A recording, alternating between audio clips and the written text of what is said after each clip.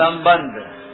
इस अध्याय के दूसरे श्लोक के पूर्वार्ध में भगवान ने ज्ञान योग और कर्म योग दोनों को परम कल्याण करने वाले बताया। उसकी व्याख्या अब आगे के 2 श्लोकों में करते हैं। सांख्य योगौ पृथक् बालाः प्रवदन्ति न पंडिताः एकमाप्यास्थितः सम्यक् उभयोर्विन्दते फलम्। चौथा श्लोक। बेसमझ लोग सांख्य योग और कर्मयोग को अलग अलग फल वाले कहते हैं, न कि पंडित जन, क्योंकि इन दोनों में से एक साधन में भी अच्छी तरह से स्थित मनुष्य दोनों के फल रूप परमात्मा को प्राप्त कर लेता है। व्याख्या। सांख्य योगौ पृथक् बालाः प्रवदन्ति न पंडिताः। इसी अध्याय के पहले श्लोक में अर्जुन ने कर्मों का स्वरूप से त्याग करके तत्वदर्शी महापुरुष के पास जाकर ज्ञान प्राप्त करने के साधन को कर्म संन्यास नाम से कहा है। भगवान ने भी दूसरे श्लोक में अपने सिद्धांत की मुख्यता रखते हुए उसे संन्यास और कर्म संन्यास नाम से कहा है। अब उस साधन को भगवान यहाँ सांख्य नाम से कहते हैं। भगवान शरीर शरीरी के भेद का विचार करके स्वरूप में स्थित होने को सांख्य कहते हैं। भगवान के मत में संन्यास और सांख्य पर्यायवाची हैं, जिसमें कर्मों का स्वरूप से त्याग करने की आवश्यकता नहीं है। अर्जुन जिसे कर्म संन्यास नाम से कह रहे हैं, वह भी निस्संदेह भगवान के द्वारा कहे सांख्य का ही एक अवान्तर भेद है। कारण कि गुरु से सुनकर भी साधक शरीर शरीरी के भेद का ही विचार करता है। बालाः पद से भगवान यह कहते हैं कि आयु और बुद्धि में बड़े होकर भी जो सांख्य योग और कर्म योग को अलग अलग फल वाले मानते हैं, वे बालक अर्थात बेसमझ ही हैं।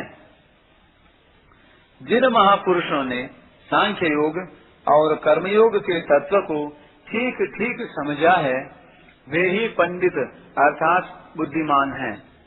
वे लोग दोनों को अलग अलग फल वाले नहीं कहते, क्योंकि वे दोनों साधनों की प्रणालियों को न देखकर उन दोनों के वास्तविक परिणाम को देखते हैं। साधन प्रणाली को देखते हुए स्वयं भगवान ने तीसरे अध्याय के तीसरे श्लोक में सांख्य योग और कर्मयोग को 2 प्रकार का साधन स्वीकार किया है। दोनों की साधन प्रणाली तो अलग अलग है, पर साध्य अलग अलग नहीं है। एकमप्यास्थितः सम्यक् उभयोर्विन्दते फलम्। गीता में जगह जगह सांख्य योग और कर्मयोग का परमात्मा प्राप्ति रूप फल एक ही बताया गया है। 13वें अध्याय के 24वें श्लोक में दोनों साधनों से अपने आप में परमात्मा तत्व का अनुभव होना बताया गया है। तीसरे अध्याय के 19वें श्लोक में कर्मयोगी के लिए परमात्मा की प्राप्ति बताई गई है और 12वें अध्याय के 4थे श्लोक में तथा 13वें अध्याय के 34वें श्लोक में ज्ञान योगी के लिए परमात्मा की प्राप्ति बताई गई है। इस प्रकार भगवान के मत में दोनों साधन एक ही फल वाले हैं। परिशिष्ट भाव। जो अन्य शास्त्रीय बातों को तो जानता है, पर सांख्य योग और कर्मयोग के तत्व को गहराई से नहीं जानता, वह वास्तव में बालक अर्थात बेसमझ है। गीता भर में अविनाशी तत्व के लिए फल शब्द इसी श्लोक में आया है। फल शब्द का अर्थ है परिणाम। कर्मयोग और ज्ञान योग दोनों साधनों से प्राप्त होने वाले तत्व को फल कहने का तात्पर्य है कि इन दोनों साधनों में मनुष्य का अपना उद्योग मुख्य है। ज्ञान योग में विवेक रूप उद्योग मुख्य है और कर्म योग में परहित की क्रिया रूप उद्योग मुख्य है। साधक का अपना उद्योग परिश्रम सफल हो गया, इसलिए इसको फल कहा गया है। यह फल नष्ट होने वाला नहीं है। कर्मयोग तथा ज्ञान योग दोनों का फल आत्मज्ञान अथवा ब्रह्म ज्ञान है। कर्तव्य कर्म करना कर्मयोग है और कुछ न करना ज्ञान योग है।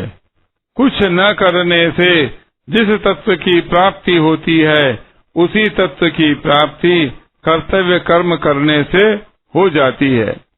करना और न करना तो साधन है और इनसे जिस तत्व की प्राप्ति होती है वह साध्य है।